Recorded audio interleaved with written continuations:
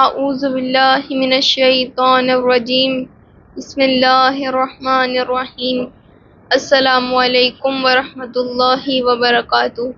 میرا نام نور زہرا نقوی ہے اور میں مدرسہ تعلیم القرآن کی طالب علم ہوں۔ آج جس موضوع پہ ہم ڈسکس کریں گے وہ معاد ہے۔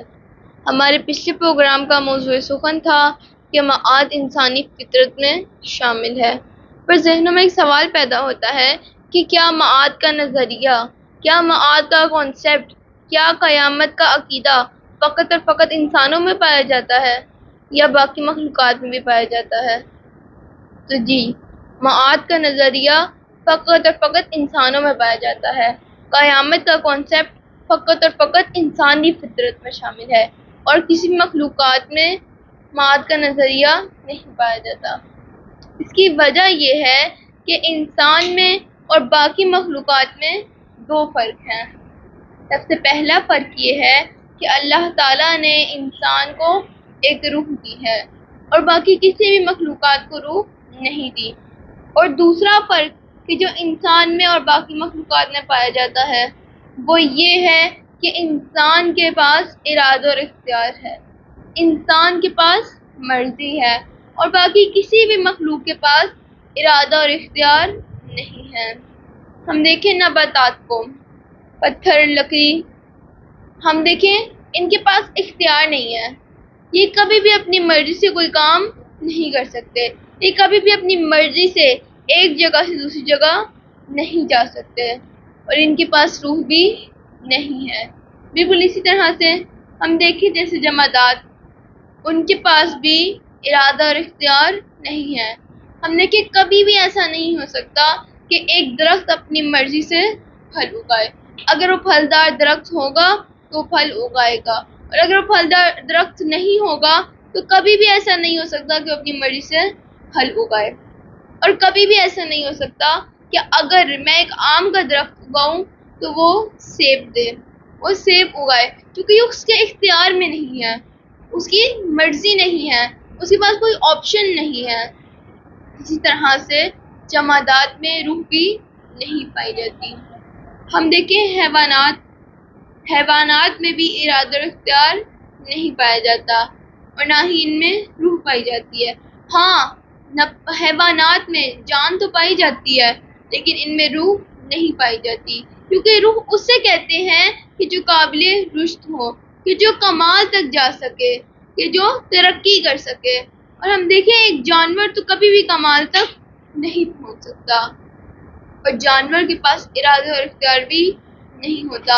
اب اس کے آگے جو بھی رکھیں گے اس کے پاس کوئی آپشن نہیں ہے، وہ وہی کھائے گا۔ جہاں ہم دیکھتے ہیں کہ نباتات کے پاس نہ تو ارادہ اور اختیار ہے اور نہ ہی روح ہے، جمادات کے پاس نہ تو ارادہ اور اختیار ہے اور نہ تو روح ہے، حیوانات کے پاس نہ تو ارادہ اور اختیار ہے نہ تو روح ہے۔ وہاں ہم یہ بھی دیکھتے ہیں کہ انسان کے پاس ارادہ اور اختیار بھی ہے اور روح بھی ہے۔ اللہ تعالیٰ قرآن مجید میں سورہ احزاب کی آیت نمبر 72 میں ارشاد فرماتا ہے، بسم اللہ الرحمن الرحیم، انا عرضنا الامانۃ علی السماوات والارض والجبال فابین ان یحملنها واشفقن منها وحملها الانسان انہ کان ظلوما جہولا۔ اللہ تعالیٰ فرماتا ہے، انا عرضنا الامانۃ علی السماوات والارض والجبال فابین ان یحملنها۔ اللہ تعالیٰ کہتا ہے کہ ہم نے اپنی امانت زمینوں کو پیش کی، آسمان کو پیش کی، پہاڑوں کو پیش کی، لیکن کسی نے بھی قبول نہیں کی۔ ان سب نے قبول کرنے سے انکار کر دیا، ان سب میں سے کسی نے بھی حمل نہیں کیا اللہ تعالیٰ کی امانت، اور وہ سب ڈر گئے۔ وَحَمَلَهَا الْإِنسَانُ، اور انسان وہ واحد مخلوق ایسی ہے کہ جس نے اللہ تعالیٰ کی امانت کو قبول کر لیا۔ تفسیر نور میں ہے کہ انسان نے جو امانت کو قبول کیا جو باقی کسی بھی مخلوق نے قبول نہیں کی تھی، وہ امانت تسبیح، رکوع اور سجدہ نہیں ہے، کیونکہ ہم دیکھیں باقی مخلوقات بھی اللہ تعالیٰ کی حمد بجا لاتی ہیں۔ انسان نے جو امانت قبول کی اللہ تعالیٰ کی، وہ در حقیقت میں انسانی فطرت ہے، وہ عقل ہے، وہ ارادہ اور اختیار ہے، وہ روح ہے، اور وہ انبیاء کرام کی ہدایت ہے۔ انسان کسے کہتے ہیں؟ انسان ہے کون؟ انسان اسے کہتے ہیں، انسان وہ مخلوق ہے کہ جس میں دو خصوصیات پائی جاتی ہوں۔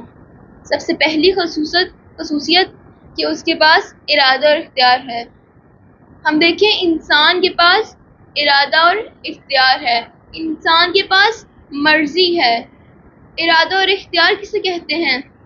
اللہ تعالیٰ قرآن مجید میں سورہ آل عمران کی آیت نمبر 162 میں ارشاد فرماتا ہے، بسم اللہ الرحمن الرحیم، افمن اتبع رضوان اللہ کمن باء بسخط من اللہ ومأواہ جہنم وبئس المصیر۔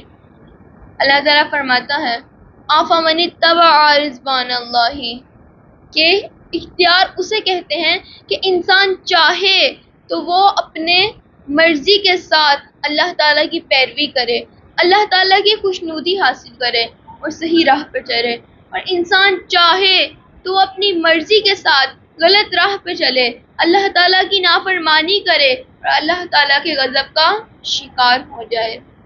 یہ بندگی خدائی وہ بندگی گدائی، یہ بندگی خدائی وہ بندگی گدائی، یا بندہ خدا بن یا بندہ زمانہ۔